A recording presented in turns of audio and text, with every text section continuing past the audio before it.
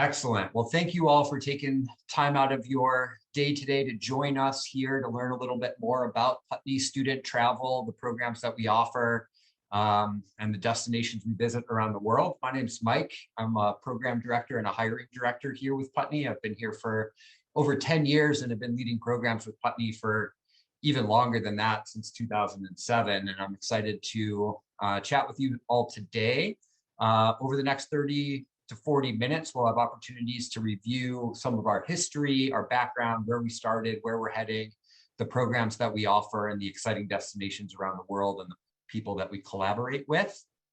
We are recording this, so at the end, we will put it on the website and our YouTube channel, and we will also email it out to all of you in the next day or so to rewatch, share with your friends and families and networks as well that might be interested in traveling with us. We'll hear from some of my colleagues shortly as well, my colleagues Patrick and Katie, who I'll introduce a little bit later on. And then at the end, we'll have an opportunity for a little question and answer. So at the bottom of your Zoom screen, there should be a little Q&A box. You can feel free to type your questions in there. And behind the scenes, my colleagues, Julian and Evan, may answer them directly to you, or they may opt to wait till the end and we can do a little live Q&A when we're wrapping up. So again, thanks for spending the next half hour with us. So a little bit about our history. Putney is going into our 72nd summer of running programs for students, both domestically and abroad, middle school and high school age. Just going back to 1951 and that inaugural summer, Putney Student Travel was founded by George and Kitty Shumlin, pictured here. They met on a steamship coming back across the Atlantic. George was a World War II vet and met Kitty, who was coming over from the Netherlands to study in North America, and kind of came up with this idea of getting students back out into the world in a post-World War II era, and to give them opportunities to reconnect and broaden horizons and get out of comfort zones and try new things. So that was kind of the start of Putney Student Travel. Here's the original group back in 1951, getting ready to board a steamship across the Atlantic for 10 days and spend 4 or 5 weeks exploring Europe, Italy, Switzerland, France, and Holland, with the help of Kitty's family in Europe, putting the itinerary together. This is the inaugural program, and it's a program that we still run to this day.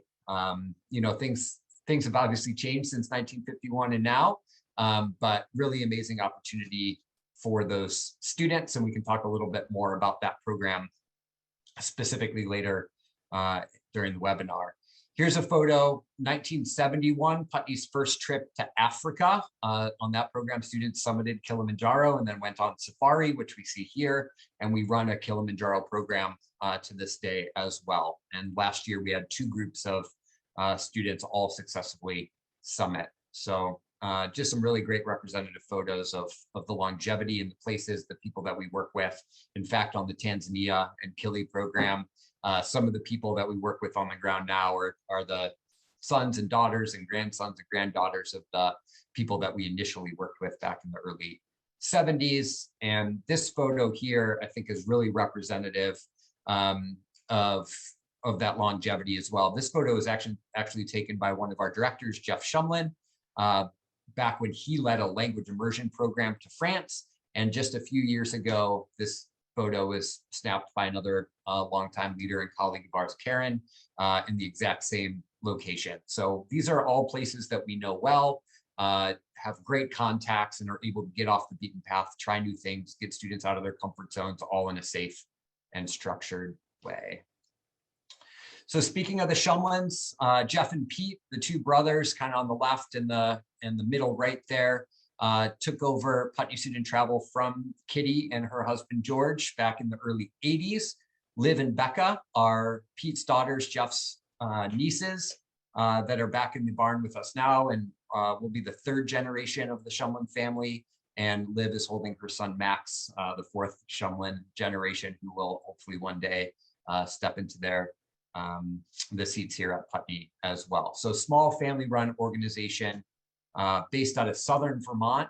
You may hear us throughout the webinar today talk about the barn, or if you call or visit our website, we refer to our home offices here in Putney, Vermont as the Barn. Very similar to what it looks like today. There was an addition put on a couple of years ago as we continue to grow, but it is literally a renovated cow barn down a dirt road in southern Vermont. And we encourage any of you that might be coming up through the area to ski or visit Vermont in the summer to stop by and say hello and visit us. We'd love to have visitors. We can give you some maple syrup and show you around. Here's our crew. It really is an impressive group of people that we work with here from all over the country, internationally, various languages spoken, experiences in the world of law and marine science and monkey research and all sorts of really fascinating Peace Corps type of experiences within the staff here. And this is it. There's about 30, 35 of us that work here full time to put these programs together. We encourage you to call and talk to us because we all have specialties in different areas of the world that we can speak to, answer your questions, where we're staying, who we work with, what are the accommodations like, all of those kind of things. So please call, and we're available 24 hours a day, 7 days a week throughout the summer. As your students are traveling with us, you will get one of us on the phone at any time of day for anything. So we look forward to hearing from you and meeting you and working with you this summer. Just to talk a little bit about the, our policy and our experiences during the height of the COVID pandemic. So we had a regular summer in 2019, and then 2020, we all know that the world kind of shut down, and we ended up canceling all of our programs in March or April of that year. And then we started hearing from longtime alumni families. We've had families, whose grandparents traveled with us in the 50s and 60s, whose grandchildren are traveling with us to this day, saying there's got to be something that we can do. We need to get our students out into the world, out of the home. And so we found Castleton University right up the road from us in Rutland, Vermont. And we actually successfully ran COVID-free programs in 2020, about 350 students. We potted, we masked, we tested, and over the course of 2 weeks, 2 or 4 weeks, we had 0 COVID cases, and gave students the opportunity to get out from their homes and rooms and actually interact with their peers and teens in a really meaningful way that summer. In 2021, the world opened up a little bit more, and we were able to expand back into traveling internationally in safe destinations around the world, places like Costa Rica and Croatia and Iceland, seen here, as well as some more domestic programs. So just more opportunities through COVID to test and mask and vaccinate and do all of those things. And we're looking forward to going to even more places in 2022 and 2023 than we did in 2020 and 2021. And excited to get that kind of sense of normalcy back in these students' lives. It's such an impressionable time for teens, and to miss out on being in school with their peers. It just really ended up being a pretty magical experience for these students through COVID. So 6 different continents, 31 countries, and 72 years of experience. Here's a brief map of where we travel, and we'll go into a little bit about the different types of programs that we offer, group sizes, and various opportunities. We want to be able to provide students with a program that's the right fit for them and the right fit for us. So we'll start with service, which is maybe the broadest category that we offer on our website, community engagement, and global awareness. So some of what I'm going to say about the service programs now will also correlate to career and exploration programs, which my colleague Katie will touch on shortly. But our service programs, we don't just pick a place on the map to show up. A lot of these programs run in the places and the villages that we collaborate with because we have personal connections with them, or longstanding connections. We want to be in these community host villages for 2, 3, 4 weeks at a time to really work on meaningful projects alongside the community members. It's really a catalyst for cultural exchange, an opportunity for our students to live in these remote, often rural villages, comfortable but basic, connect with locals in the community and work on meaningful service projects, anything from building classrooms and libraries to paving roads, planting agricultural projects, irrigation, local arts and crafts, all type of experiences. And then on the weekends, we tend to do excursions to visit other parts of the countries that we visit. So these are small group programs, 16 to 18 students, 2 group leaders that are with them the entire time, living alongside them, managing the group dynamic and health and safety, and really bringing a strong sense of community between our group and the communities at large that we work with. So you can see a list of the destinations that we offer service programs there. You can find them all on the website as well. And we're happy to answer more questions about service in general. But at this point, I would love to hand it over to my colleague, Katie, who can talk a little bit more about some of the other categories of program that we offer. So here's Katie. Thanks, Mike. So I, as a program director for exploration, language and career programs here at Putney, wanted to chat a little bit more about those. Following the similar kind of group size, small group programs for exploration also have between 16 and 18 students and 2 leaders as well. It's an umbrella that kind of covers those general traveling nature that that we first had in 1951. So we're covering very broad destinations, for example, going all the way from starting in Switzerland, going down to Italy, maybe taking a several-hour bus ride through the mountains over, and then ending up back in Holland. It's a pretty incredible 5-week program. We like to alternate those off-beaten path adventurous experiences with more urban areas. So you can have outdoor adventures, and then a few days later, spend the day in the Louvre exploring art history as well. So we'd really try and switch between those different experiences that you can get. Some of them have a very strong focus on active outdoor experiences. Some of them are more focused on the cultural experiences as well. And some of them even have a 5 or 6 day homestay or day stay component, where you get to see what life is like in the destination as a native of that country.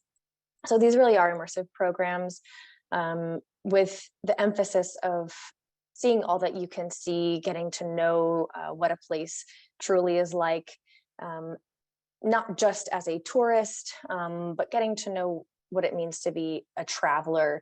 And but in the case of a homestay, getting to see what life is like as a local as well, and digging into the culture there. For these exploration programs, students also take on a creative independent project of their choice. It's just meant to be a fun way to focus their attention on something specific that they're interested throughout the trip. It's not graded, it's just for fun. It just allows them to form closer relationships with locals as they learn more about their lives or a specific topic they're focusing on. It could be architecture, it could be a specific painting they saw. Maybe they're hearing a specific, language being used, and just a variety of different options that they can choose from. So you can see the offerings. You see the Switzerland, Italy, France, and Holland listed there. We have a new program in Bhutan as well, which is very exciting that we're going back there again for 2023. France and Holland, the middle school program, is also a shorter version of the Switzerland, Italy, France, and Holland program. So we visit a lot of the same places, which is a great way for our middle school students to get out and learn how to be a world traveler as well. Along the same lines from the exploration program, we have our language programs, which are meant to totally immerse our students in the target language. There are 16 to 18 students, again, with 2 leaders. We offer Spanish and French language immersion programs for both middle and high school. We actually ask students to sign a language pledge at the beginning of the program. And this is just a way for them to show their commitment to us, that they are going to be really dedicated to speaking the language throughout the entire program. It's okay for a student to not know how to say something, but we expect them to ask how to say it in the target language. We don't expect that students are going to join us totally fluent, but we know that these programs can really improve your language skills if you're really excited about improving. We kind of are of the philosophy that the schools provide the grammar, but not necessarily hands-on real world practice and experience in language and speaking. Maybe a student has really great reading skills, but the oral skills need practicing. So we do our best to have students walk away more well-rounded overall with their language skills. For example, for Language Ecuador, the leaders who are usually language teachers or native, we have at least native speakers on these programs as well, leading them. Language Ecuador will have formal language lessons, and then they'll go out, working on projects side by side with people in the village. So that program has a mix of service work and language learning, and some excursions throughout it. Whereas with France and Spain, a little bit more of a focus on the traveling part as well. They visit both small towns and big cities. Language France has a very interesting kind of internship portion as well, where they get to spend time in maybe a local boutique or a local butcher, maybe a fromagerie, and spend time with local people, learning what it's like to be a shopkeeper or just a resident in the small town where they stay. So they're really getting to know the destination through the language. And just by being there, they'll get to know the language just by being in the destination.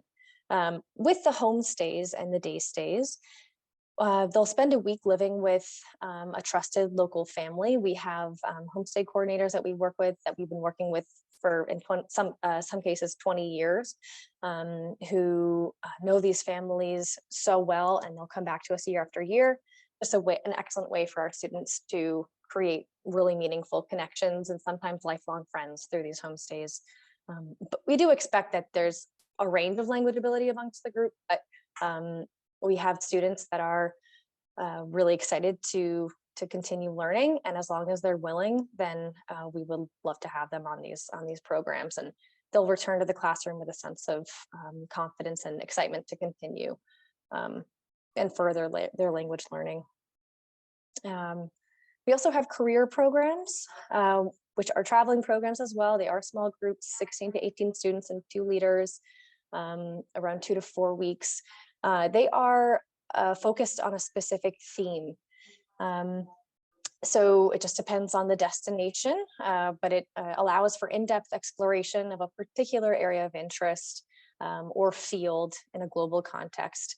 So students will travel to the destination where their interests can come alive, and they get to engage with practicing professionals, kind of looking through a window into the lives of the people who work in a particular field. For example, with Career Italy, the students get firsthand experience at a family-run agricultural tourism farm in central Italy, where they'll gain insight into regenerative farming practices and Italy's beautiful food traditions. And we also have a new career program in Puerto Rico, which focuses on agricultural and conservation, and students will meet residents, conservationists, and young Puerto Ricans who are aiming to restore the island's ecosystems and see firsthand how local farms are working towards greater sustainability. So those are really exciting programs for 2023 as well. We also have career experts join these programs. So they might be conservationists, researchers, science journalists, photographers, and more. And they join for a portion of the itinerary. And they're a great resource for our students to have and to create a connection with. And these programs also conclude with an independent project of a student's choosing, similar to the projects on language and exploration programs, just a way to kind of demonstrate the knowledge, creative, interpersonal, or technical skill that they've learned, just a way for them to dig a little deeper into something that interests them about the trip. So they do return home with new perspectives on things. It's a really great way for them to see how their interest can turn into a lifelong, a career, turn a passion into a really fulfilling career. And that's, I think, something that is really exciting for these career students. And I think I will be chatting with pre-college as well.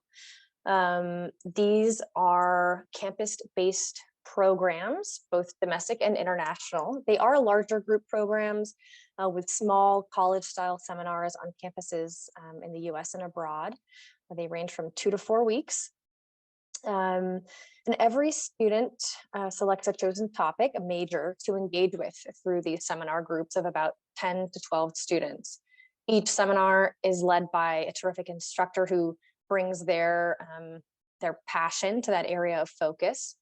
And they're really dynamic. This is not meant to be a classroom-bound experience. Students are already working hard throughout the school year.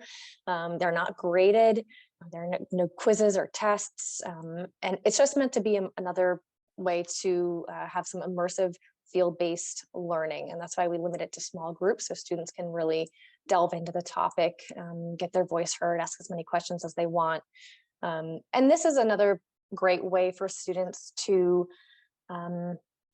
establish, get used to what it feels like to be in a classroom of this type. A lot of colleges with seminars, and then take these ideas that they're learning in these classrooms to the cities and the broader surroundings.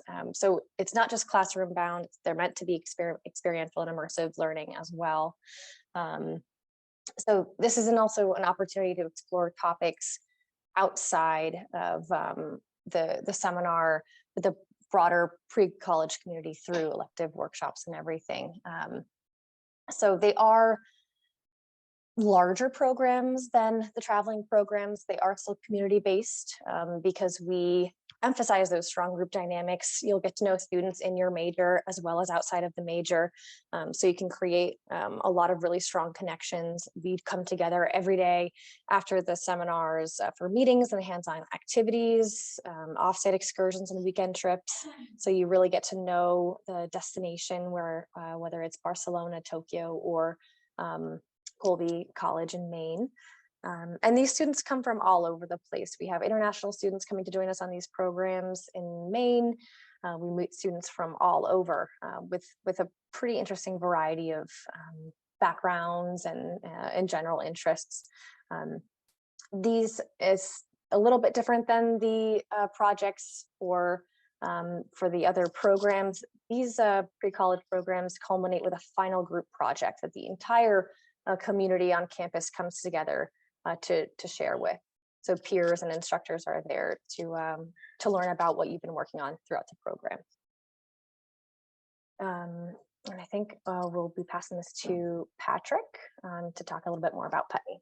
Hey, thanks, Katie. My name is Patrick Noyce. I've been with Putney for over 20 years, starting out on one of the intensive language programs that Katie mentioned. But since having the opportunity to lead over a dozen different programs, including our pre-college in Madrid, Barcelona, China, Amherst College. I've created programs in Argentina, Malawi. I created our Farm to Table in Italy program. And I want to talk a little bit about, with all of these different options, the different kinds of programs we offer, what are the connecting thread? What makes a Putney program? And I think the most important one, and one that we keep coming back to, are the outstanding quality of our leaders. These leaders, they're professional educators or professionals in their field, biologists or photographers, who take time away from busy careers to join us in the summer. Some of them 6, 7, 8, 10 summers in a row, because they're passionate about sharing their knowledge with students, and they believe, like we do, that this is a critical time of life where they get a chance to be involved with students as they're making life choices, and how travel and getting outside of your personal bubble can be so important at this time. And so one of the things that's great is you can take a look at all the bios from our leaders from past summers. You can see them on our website. They're role models. They know the places they go to. They know the languages of the place. And they really want to be that bridge between the culture or the issue or the career at hand and our students. They're fun to travel with. So please do, if you have a moment, take a look at all the bios of those leaders. And this holds equally true for professors and instructors on our pre-college programs and our Oxford Academia programs, which Mike will talk a little bit about. in a bit.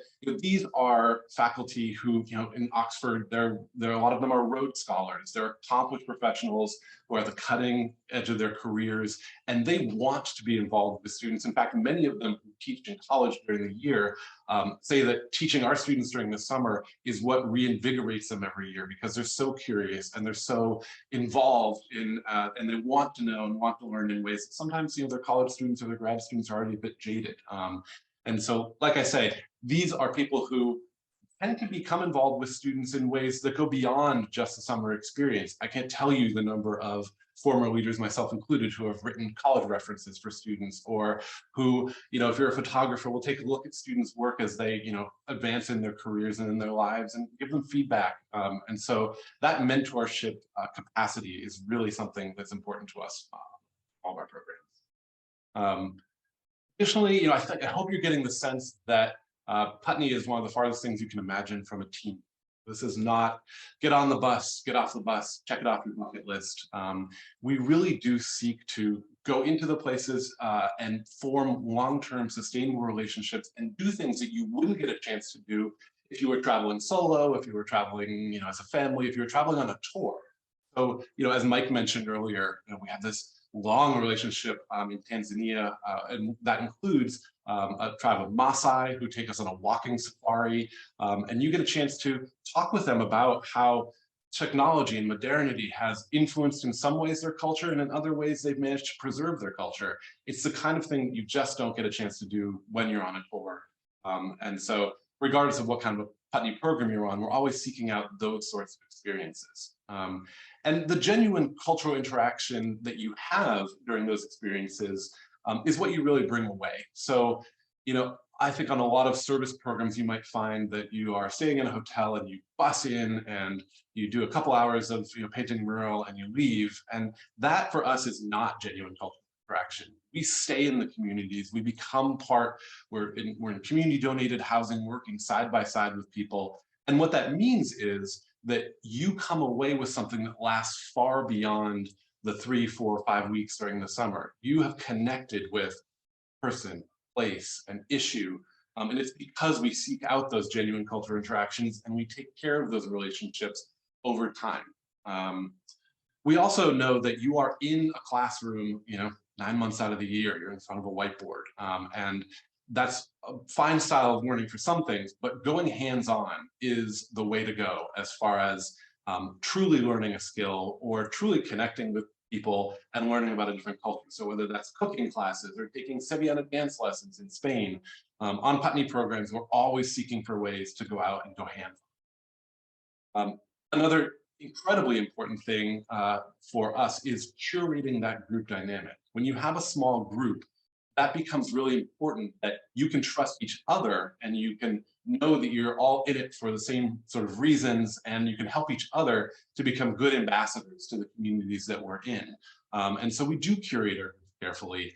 If we see that a small group has a couple pairs of friends and we're worried about there being too many friend groups on the program, we might shut it off for friend groups early in order to make it so that more people who are individuals can come. 85 to 90% of students who come on Putney trips across the board don't know anyone else on the trip when they go. It's not to say that you can't come with a friend, it's just to say that if you do come because you're really excited about going to Ecuador, because you really want to go to Farm to Table in Italy, you're going to find a lot of other students who are in exactly the same position as you.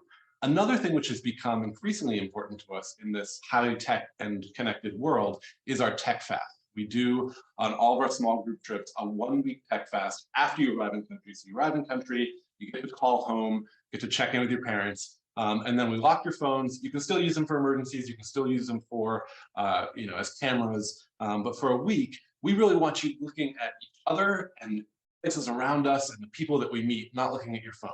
And then after that week, we have a very interesting group meeting where everyone talks about what that was like and how we want our relationship with technology to proceed moving forward. And we found that really enhances the group dynamic and makes it so that you bond even more tightly during that critical. We also do believe strongly that in order to get the most out of what is a limited amount of time in the countries and communities that we go to, that structure is important. So while there are, other programs where you can, go to Paris and take a class in the morning for a couple hours and then, hey, we'll see you at night, go off and explore. That's not the Putney style. Putney style is to take advantage of all the pre-planning and the organization that we do, our leaders' knowledge, and really have a lot of structure to it. Not to say that there isn't some free time, not to say that you do need downtime to be able to process everything that's going on and to relax, but there is structure to our program. And finally, this is your summer. And so none of this is going to really matter if you're not having fun. So our programs are designed around having fun with each other, having fun with the communities that we're in, and it makes it a really memorable way. Now, supporting all this philosophy I've just talked about are some very important structures. So I'm going to describe some of the most important of those structures, and certainly, as we mentioned before, there's an opportunity for Q&A at the end here. First and foremost, health and safety. Putney for 72 years, every single student who's gone on a Putney trip has come home safe, sound, and in one piece.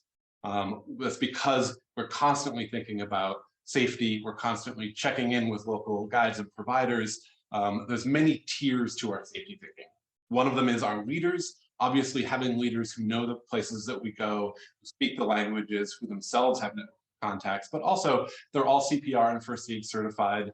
And we develop a local network of contacts we'll talk about in just a second. As an ultimate backup, all of our programs outside the US, we enroll all of our students in International SOS. This is an emergency evacuation and a program where, if you break a leg up in a mountain, they can send a helicopter. If you get appendicitis, they can fly you to the Center of Western Medical Excellence. If you happen to be in a remote place, they can coordinate bringing your family there. In 72 years, very, very, very few times have we ever had to call upon International SOS, and always we've had incredible outcomes. So that's our ultimate backstop. But much more, germane and locally, we have local clinics and hospitals in places where English isn't the native language. We have English-speaking doctors, and certainly if a health issue gets to the point of going to a clinic or going to a hospital, we contact you as parents, and you are involved every step of the way. And so that brings me to our communication sort of strategy that we have. We do have a 24-hour emergency line during the summer. You can call that, our leaders can call that, you can call that at any time. We have it staffed with, there's over 100 years of leading experience at any given time answering that emergency line, so you know that you can be in touch. And whether it's during the tech fast or not.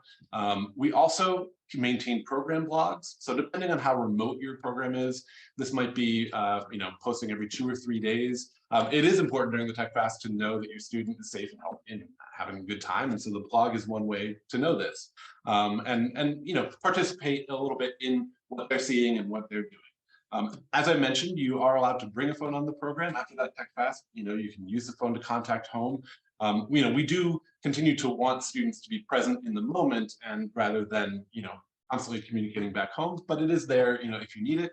And again, we have different channels where you can always reach us and always reach any program. As far as getting to and from our programs, depending on which trip it is, you might have a group flight. This is where Putney buys a group flight ahead of time, and then we tell you what departure airport to get to. You meet the group there, you all fly as a group there and back. A leader flies with you. And on other programs, it might be the case where we have a recommended escorted flight, where again, the leader is flying over and back with you, but you are purchasing that international ticket yourself. That gives you a little bit more flexibility. This happens in cases like our larger campus-based programs in Europe, for example. You might want to have a family vacation at the end, or you might already be traveling and want to meet us in country. So having an escorted flight gives you a little bit more flexibility. You can also be flexible on programs, or we can also be flexible on programs where we do purchase the group flight ahead of time. So we can work with a travel team here, especially if we have enough advance notice. If you want to do a deviation or use your airline miles, those are oftentimes things that we can work with. So you just give us a call. Once you're accepted onto the program, and I'll talk a little bit now about the admissions process, you get a lot of that travel, that very specific travel. These are programs that you apply to. And so the process is, once you've decided on your first choice program, you go online, you create an account for you and for your student, for your spouse if you'd like to, and then you indicate your first choice program. There's a $700 deposit Before charging that, we check to make sure there is room on the program. And if so, we'll say, okay, we'll take your deposit. We now are holding your space in the program. We're not going to give your space away. But at that point, that's when you complete the application process. You'll go into your digital locker and you'll write a personal statement. It's not meant to be a college essay. It's 150 to 200 words about all the things you could do during the summer, why this? And our leaders get a chance to read it ahead of time and get to know you a little bit more, get to know the group better, and already start to plan things based on your personal interests. We also ask for 2 teacher references. So you give us their names and their email addresses. We contact them for references.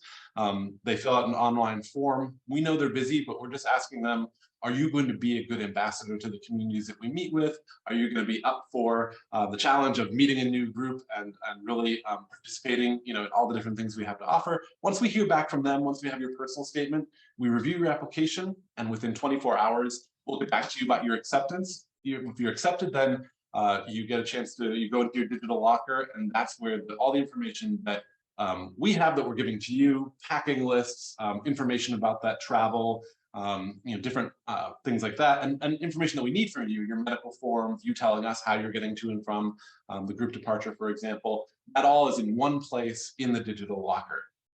If at any point before March 15th, you decide to withdraw from a program, you get everything back from that deposit except for a $200 application fee.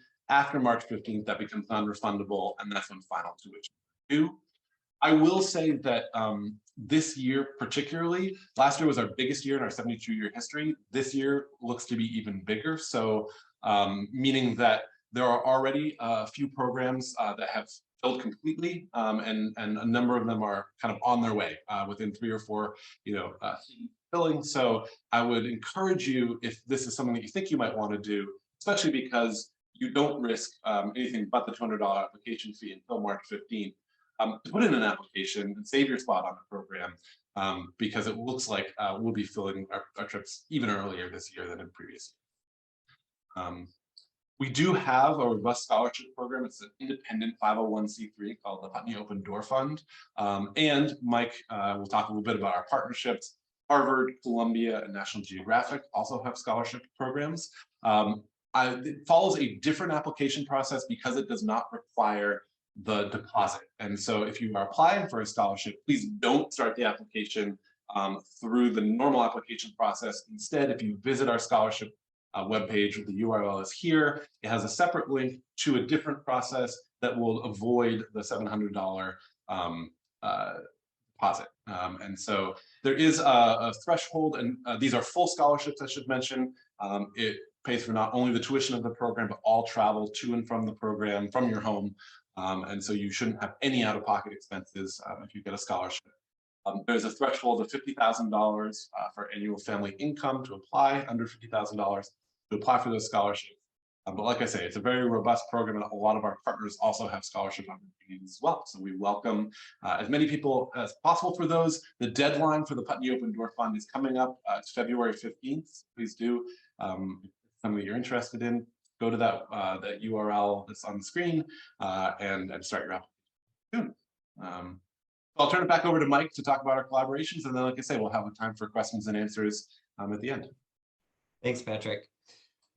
So yeah, as Patrick mentioned, over the years, as Putney has grown our own programs, we've been approached by and collaborated with a few different organizations to offer some other programs, which I'm happy to chat briefly about now. Let's see. So first, we'll touch on the Harvard T.H. Chan School of Public Health.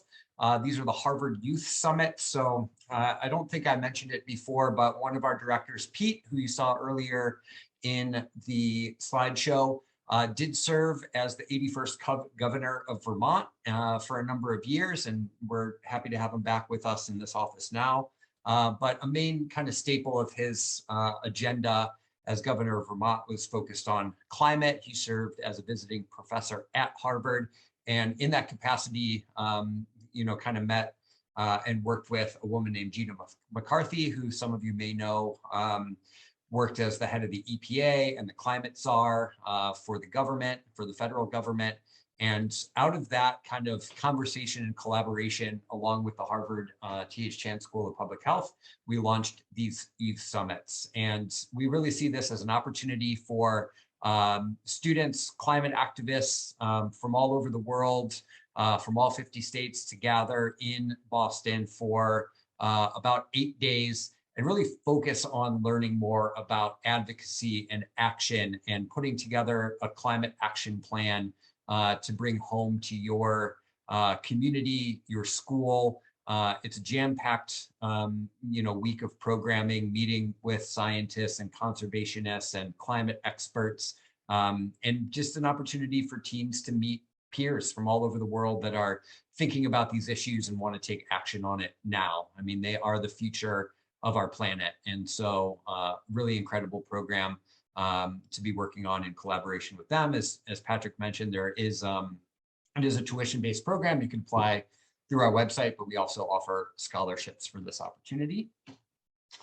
Another collaboration that we have is with Professor Jim Basker, who's in the left photo there, Oxford Academia. These are similar to the pre-college programs that we mentioned earlier, the Putney pre-college programs, but also a little differently structured. So these academia programs take place at Oxford University, at the American University of Paris, and at the University of Siena in Italy.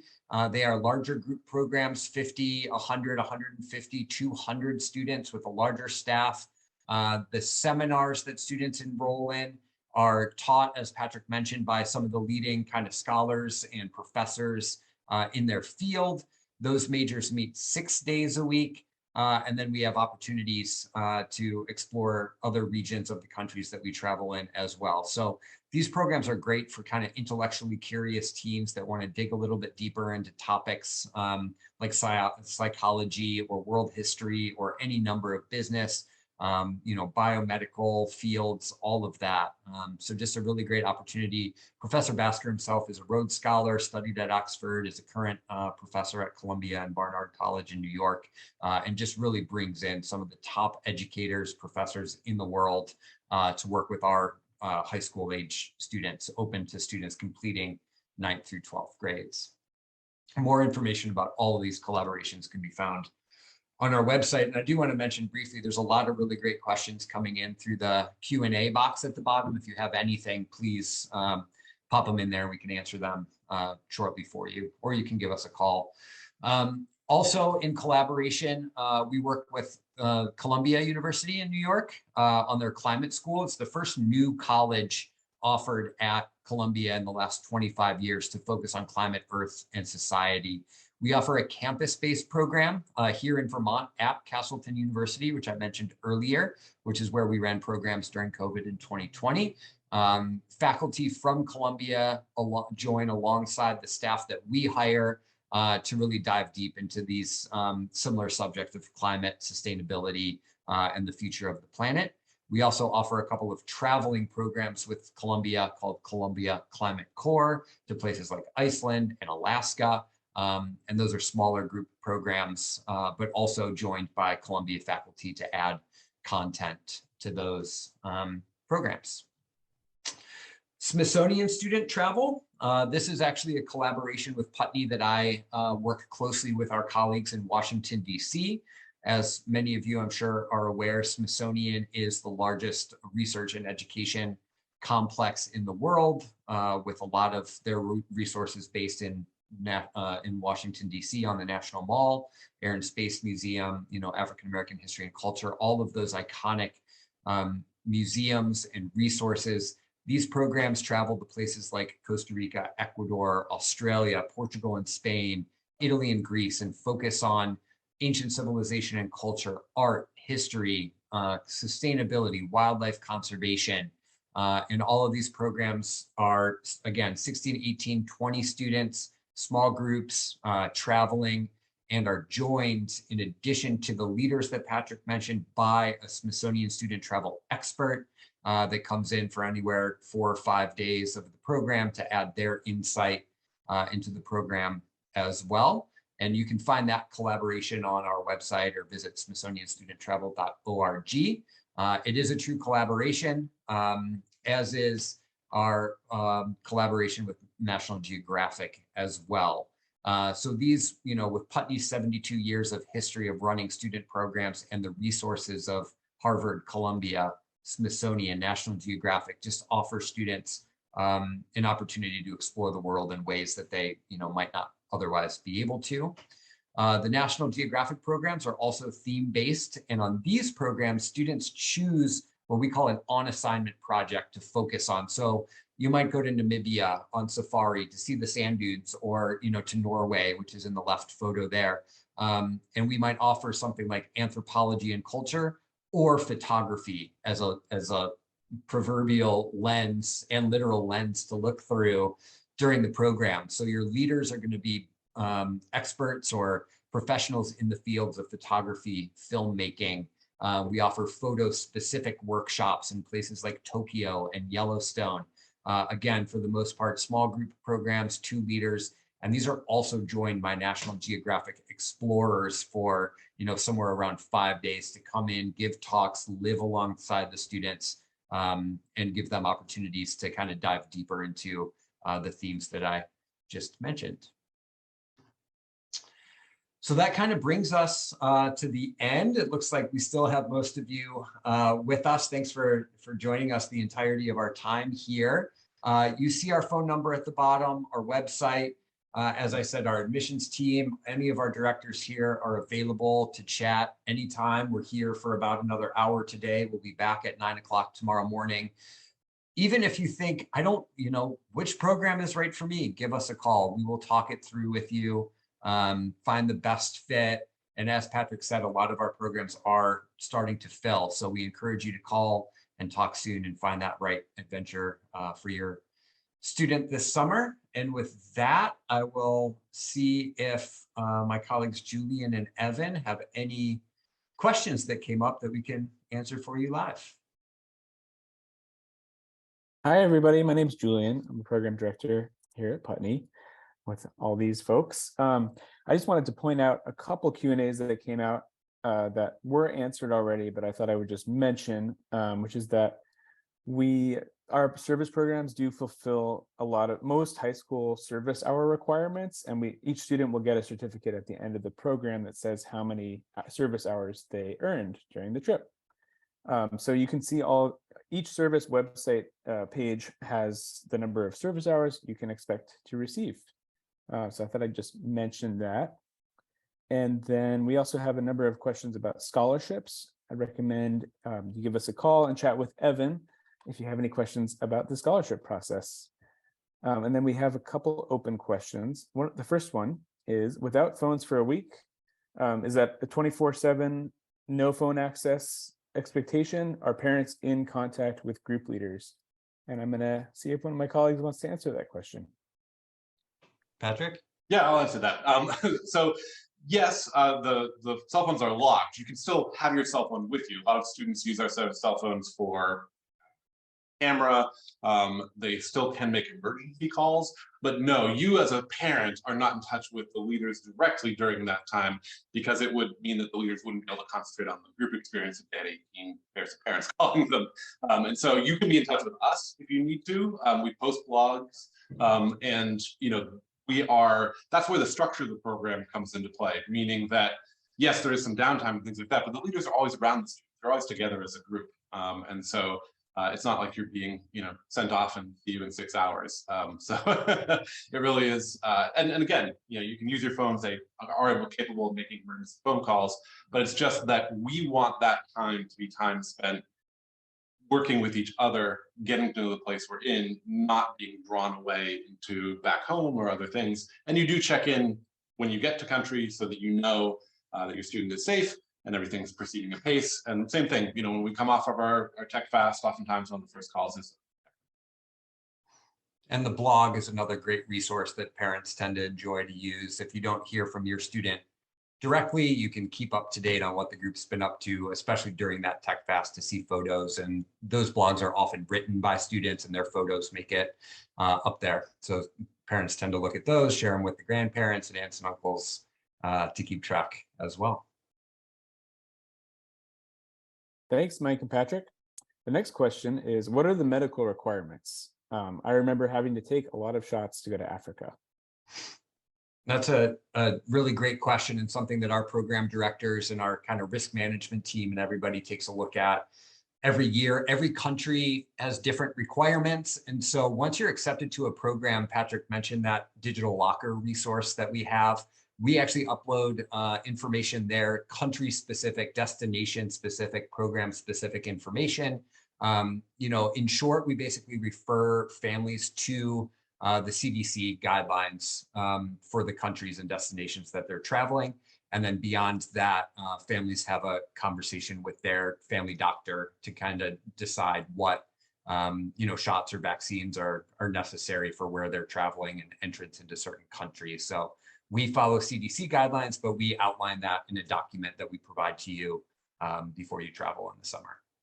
And we also let you know if within a country, the areas that we're going to, because in certain cases of certain countries, for example, you might CDC might recommend taking malaria pills if you're going to a certain place in the country, but not if you're going to.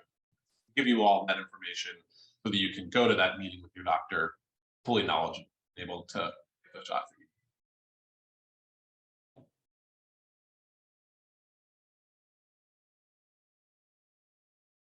Great, thanks.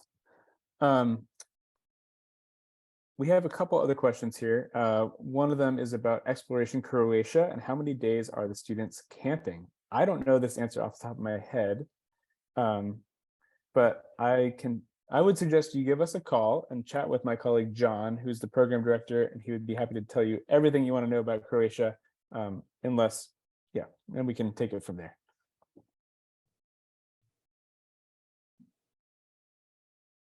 The next question is about the application process and teacher recommendations. During the holidays, it was a little hard to get, a 5-day turnaround for a reference from a teacher. If the teachers did not send in their reference in that time, is the application and conditional acceptance nullified? No. Short answer is no. We understand that teachers are busy and have a lot on their plate, so we try to make that reference process as easy as possible for them, which is why you just provide us through your application with their email addresses. We email them that digital form.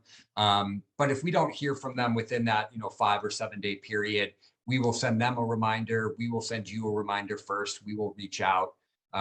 We're not just going to take away your space in the program without contacting you first and making sure that those references come in. So we give you some flexibility there, no worries. We understand that teachers are busy and have a lot on their plates. And you can also track that progress of which of your references come back in by logging into your digital locker. You can see that your first references come in, but maybe your second reference is we're still waiting on that. And you can choose to send a reminder yourself with a little personal message if you'd like to.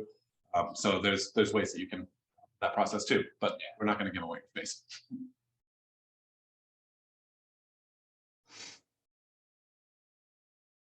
It looks like that might be the end of those open questions. Is that right, Julian?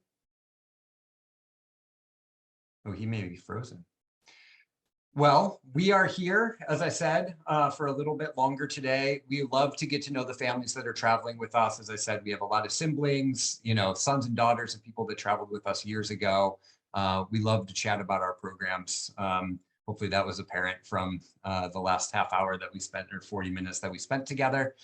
So we look forward to seeing you online. Send us an email, give us a call, and we will send out a recording of this in the next day or two. So you can rewatch it. If you have any other questions, we look forward to hearing from you. Anything else, Patrick or Katie? Good for me. All right. All right. Thanks, everybody. Thanks for joining us. Thanks for joining. We'll talk to you soon.